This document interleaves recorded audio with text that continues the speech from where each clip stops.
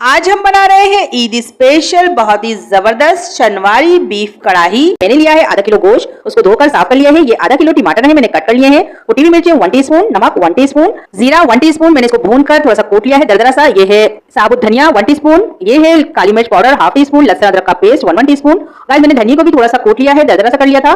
मैंने एक कुकर में जो है आधा कप ऑयल डाल दिया है, इसको गर्म कर लिया है। सबसे पहले हम गोश्त इसमें ऐड करेंगे और गोश्त के साथ ही लहसुन अदरक का पेस्ट भी ऐड कर देंगे और इन दोनों चीजों को हमें फ्राई करना है अच्छे से जब तक गोश्त का कलर चेंज नहीं हो जाता, जब तक हम इसको फ्राई करेंगे। और गाइस मीडियम फ्लेम पर हमें इसको बनाना है और ये 2 मिनट लगे हैं तकरीबन इसको फ्राई होने में। ये देख सकते हैं आप गोश्त का कलर चेंज हो गया है।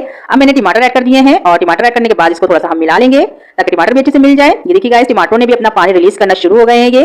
और अब मैंने इसमें जो है कुटी हुई मिर्च और नमक ऐड कर दिया है। ये देखिए अब इन दोनों चीजों को भी हम अच्छे से मिला लेंगे। बस अभी हमें जो है यही मसाले ऐड करने हैं और बाकी के मसाले हम बाद में ऐड करेंगे। अब मैंने कुकर को बंद कर दूंगी 1 गिलास पानी इसमें ऐड करने के बाद। देखिए गाइस मैंने कुकर को कर दिया है बंद। अब जो है तकरीबन 10 मिनट के बाद मैं आपको दिखाती हूँ इसका लुक। तो ये